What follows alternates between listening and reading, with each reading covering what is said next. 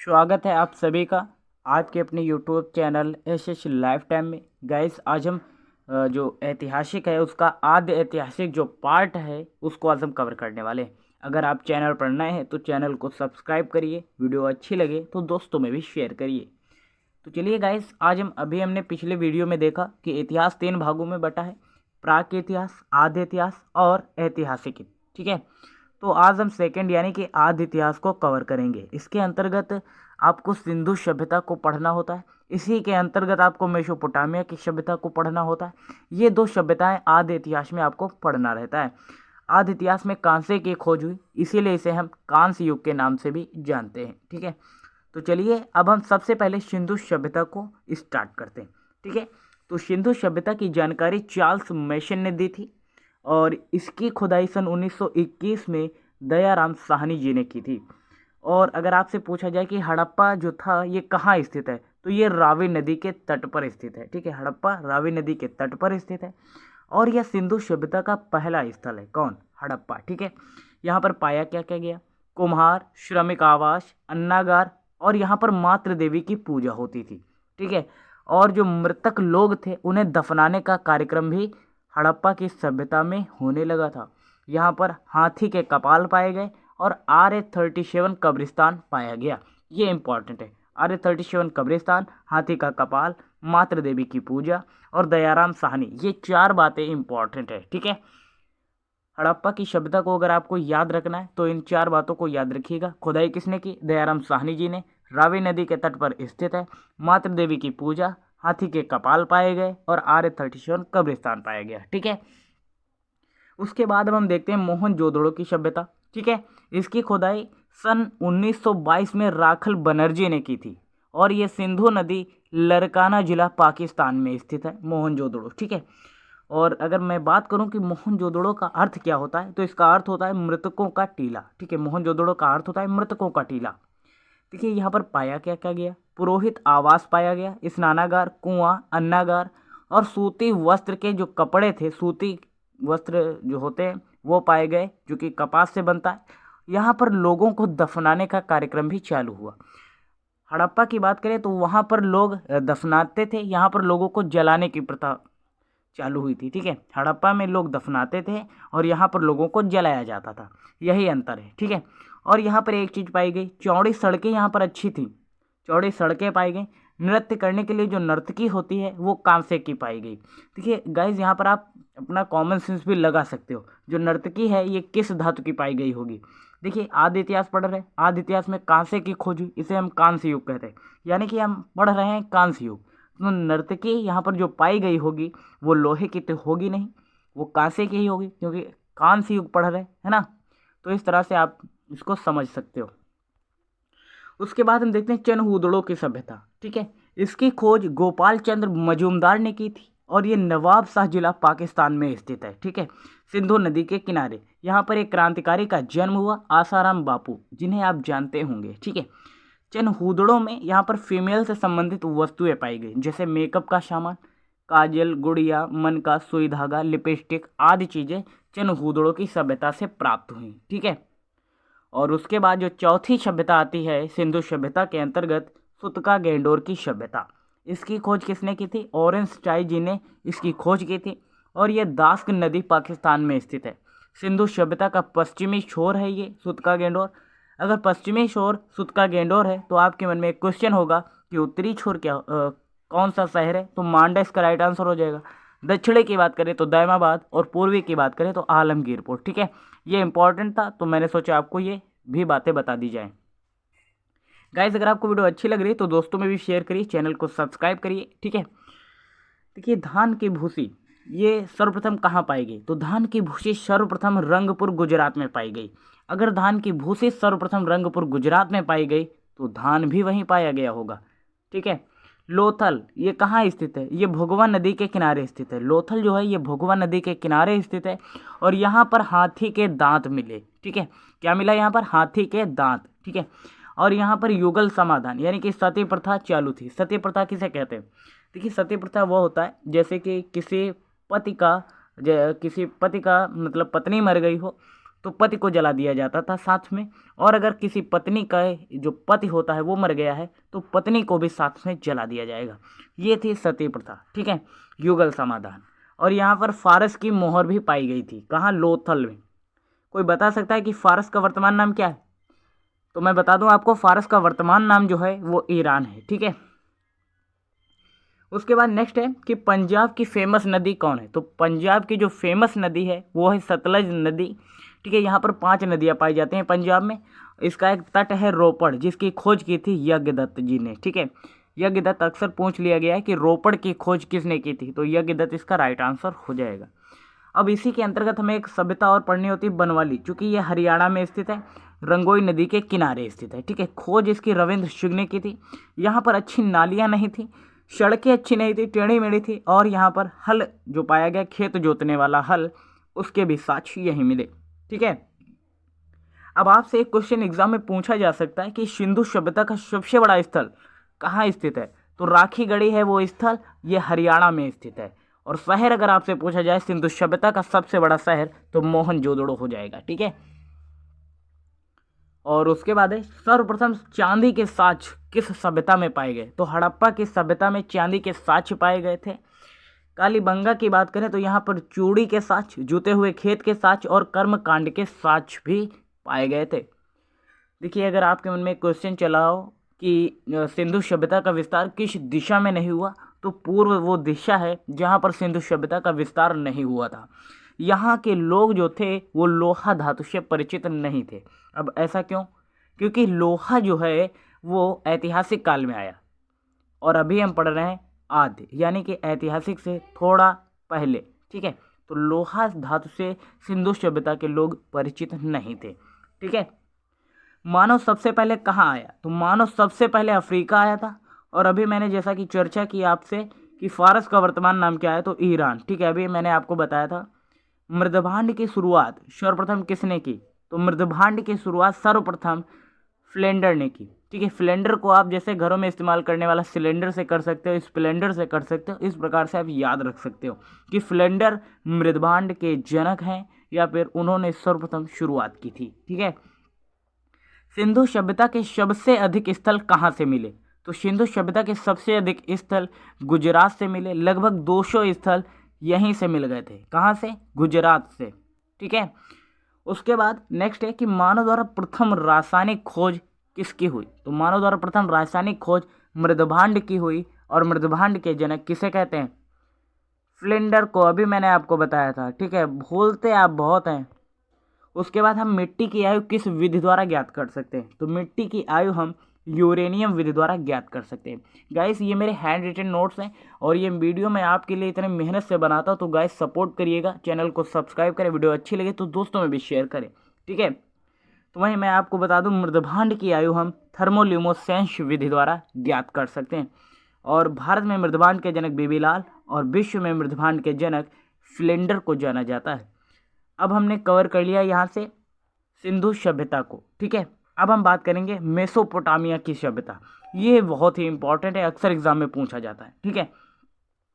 Mesopotamia की सभ्यता पढ़ने से पहले हमें पता होना चाहिए कि मेसोपोटामिया का क्या अर्थ होता है। देखिए, मेसोपोटामिया का अर्थ होता है किन्हीं 2 नदियों के बीच में, ठीक है। चलिए स्टार्ट करते हैं। देखिए, मेसोपोटामिया जो है ये इराक देश में हुई थी। ग्रामीण सभ्यता थी।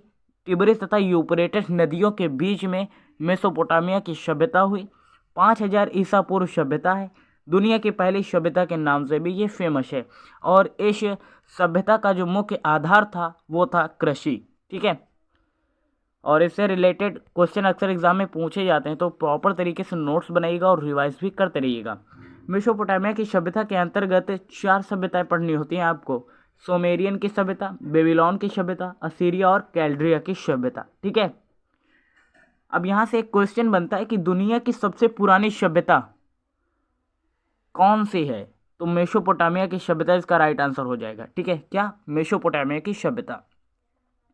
मिस्र की सभ्यता का सबसे बड़ा राजा फिरौन हुआ, और ये गीज़ा के पिरामिड के लिए प्रसिद्ध है, ठीक है। नील नदी के किनारे स्थित है। मिस्र की सभ्यता जो हुई ये नील नदी के किनारे हुई थी, ठीक है। तांबे का ढेर किस सभ्यता में पाया गया? तो मोहनजोदड़ो की सभ्यता में तांबे का ढेर पाया गया। सिकंदर के घोड़े का नाम था, क्या था? सिकंदर के घोड़े का नाम बुके फिरौल था। ठीक है, इंपॉर्टेंट है क्वेश्चंस, अक्सर एग्जाम में पूछे गए हैं। ठीक है, इतिहास से रिलेटेड जितने क्वेश्चन होते हैं ये हायर जो कम्पिटेटिव एग्जाम होते हैं उनमें पूछे जाते हैं। ठीक है, तो गाइज मेरी मेहनत को बेकार मत जाने देना, सपोर्ट करिएगा। रोमन का सबसे अधिक विकास किस सागर के पास हुआ?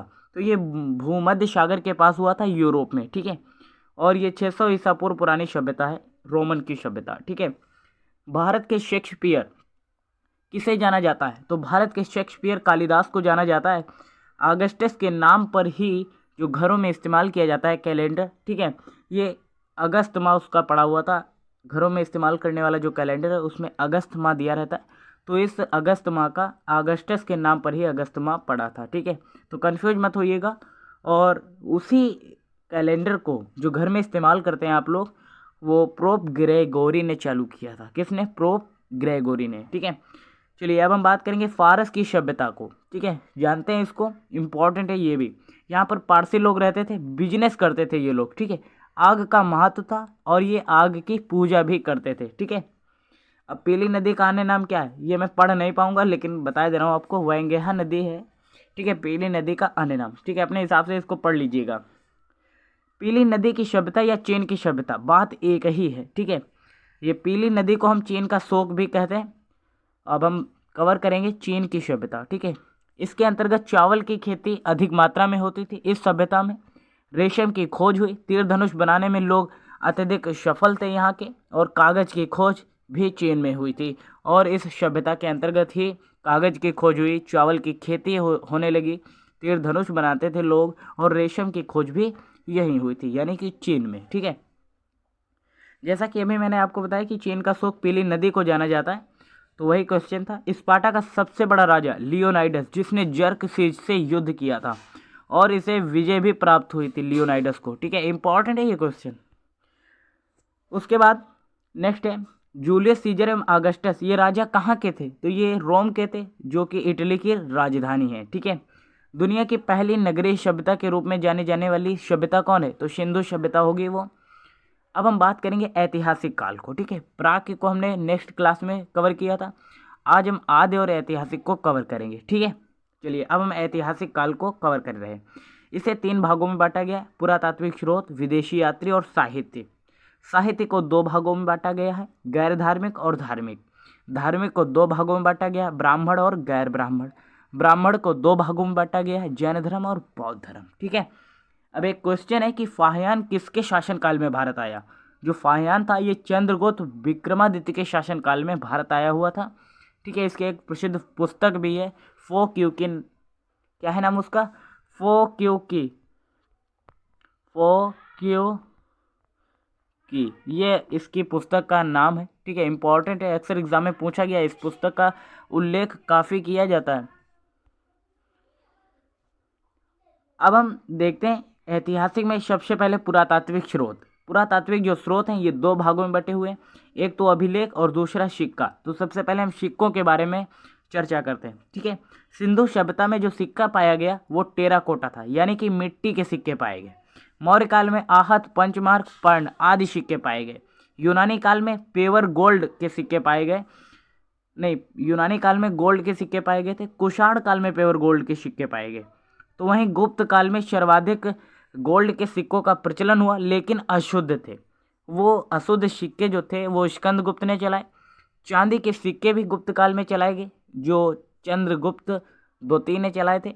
और मयूर शैली का जो सिक्का था वो समुद्रगुप्त ने चलाया।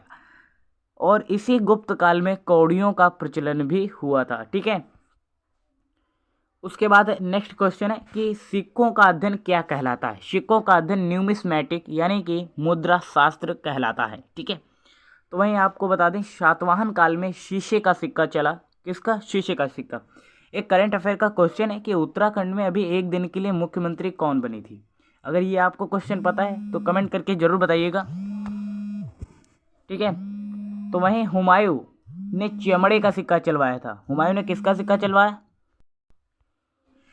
शेरशाह सूरी ने 3 प्रकार के सिक्कों का या मुद्राओं का प्रचलन किया, दाम, रुपया और असरफी। दाम और रुपया जो थे ये तांबे के थे और असरफी सोने की हुआ करती थी। ठीक है, दुनिया में पहली बार अभिलेख लिखने का कार्य किसने किया? तो दुनिया में पहली बार अभिलेख लिखने का कार्य डेरियस ने किया, जो ईरान का शासक था। तो वहीं आपको बता दें, भारत में अभिलेख लिखने की परंपरा सर्वप्रथम किसने चालू की? तो अशोक ने चालू की थी। ठीक है। हेरोडोटस का नाम आपने सुना होगा। हेरोडोटस कौन है? इतिहास के जनक। इनकी एक प्रसिद्ध पुस्तक है हिस्टोरिका। ठीक है। प्लिनी की एक प्रसिद्ध पुस्तक है नेचुरल हिस्टोरिका। ठीक है, इंपॉर्टेंट है ये पुस्तकें। और एक विश्व की फेमस अज्ञात पुस्तक का नाम बताइए। तो पेरिप्लस ऑफ द एरिथ्रियन सी, ये एक ऐसी पुस्तक है जो फेमस भी है, विश्व फेमस पुस्तक है, लेकिन इसके जो लेखक हैं वो अज्ञात हैं। ठीक है। और टॉलमी की बात करें तो इनकी एक ज्योग्राफी बुक इम्पॉर्टेंट है। ठीक है, ज्योग्राफी बुक है, टॉलमी के द्वारा लिखित है। ठीक है। इटली का यात्री मार्को पोलो है। ठीक है, सॉरी। इन्होंने कहाँ की यात्रा की थी? तो चीन की इन्होंने यात्रा की थी। मेगस्थनीज, इन्होंने इंडिका पुस्तक लिखा है मेगस्थनीज ने। ठीक है। इसमें भारत के मगध की जानकारी का उल्लेख किया गया। फाहियान की एक प्रमुख पुस्तक है फो क्योंकि। क्या है? फो क्योंकि। तो वहीं आपको बता दें, हुएन सॉन्ग की एक प्रमुख पुस्तक है से क्योंकि। क्या है? से क्योंकि। इसे हम यात्रियों का राजकुमार भी कहते हैं, हुएन सॉन्ग को। इसे यात्रियों का राजकुमार इसलिए कहते हैं क्योंकि यह स्टूडेंट बनकर भारत आया था और यहीं पर अध्ययन विद्या अर्जन किया, और उसके बाद यहीं पर टीचर की सर्विस भी की थी, इसीलिए हम इसे यात्रियों का राजकुमार के नाम से भी जानते हैं। ठीक है। फाहियान की एक प्रमुख पुस्तक है फो क्योंकि, ये अभी हमने चर्चा कर लिया। अलबरूनी की एक प्रमुख पुस्तक है किताबुल ए हिंद। तो वहीं आपको बता दें, अल मसूदी की है मानसून की जानकारी इनके अंतर्गत दी जाती है, अल मसूदी ये पुस्तक है। ठीक है। और अब्दुल रज्जाक ने मतला ए साहिन पुस्तक दी है। ठीक है। और गैर धार्मिक, अभी हमने जैसा कि बताया था आपको, ऐतिहासिक काल जो है ये 3 भागों में बटा है। कौन कौन से? पुरातात्विक स्रोत, विदेशी यात्री और साहित्य। पुरातात्विक स्रोत और विदेशी यात्री, साहित्य। ठीक है। तो पुरातात्विक स्रोत हमने कवर कर लिया, विदेशी यात्रियों का भी अध्ययन किया, साहित्य की बात अब हम करेंगे। ठीक है। साहित्य जो है वो 2 भागों में बटा है, धार्मिक और गैर धार्मिक। गैर धार्मिक में जैसे अर्थशास्त्र जो है ये चाणक्य की लिखी पुस्तक है, और चाणक्य का अन्य नाम होता है कौटिल्य। ठीक है, क्या? कौटिल्य। ठीक है। धार्मिक के अंतर्गत ये 3 भागों में बटा हुआ है, ब्राह्मण, जैन धर्म और बौद्ध धर्म। इस सेशन को अब हम नेक्स्ट क्लास में कवर करेंगे। तो गाइस आज के लिए इतना है, मिलते हैं ऐसी नेक्स्ट वीडियो में। तब तक के लिए जय हिंद, नमस्कार। देखते रहिए SS लाइफ टाइम।